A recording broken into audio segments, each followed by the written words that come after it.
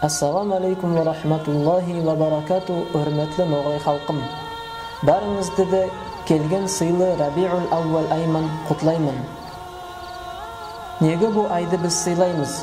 Неге десе, бұл айдың 12-ші кешесінде туған Аллахтың елшісі біздің биіміз Мухаммад алейхиссалату вассалам.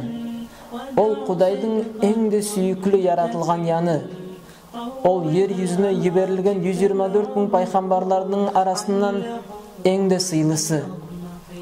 Оның қасиетлері, қылықлары бек іспайы болған, сауай дүнияға көрім болған.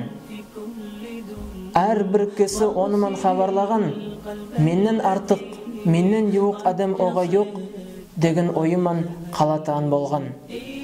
Ол ең де имсақ, ең де юмарт, бақырлар, міскінлер, етімлер ақында бек қиналатан болған. Ясикөнлерге, ата-анаға, оқытушыларға сый етпеге деп шақыратан болған. Сондай сыйлы пайғамбардың үмметінен болғанға Құдайға шүкір етіп, инша Алла, Ноғай районының әр ауылында мәуліттер озғарылаяқ. Сол мәжіліслерге юқ болмаға бәріңізді де шақырамын.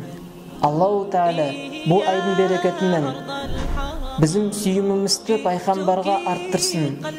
Әр әйелге берекет, нәсіп берсін. Халқымызға тыпақлық, тіл бірлік берсін.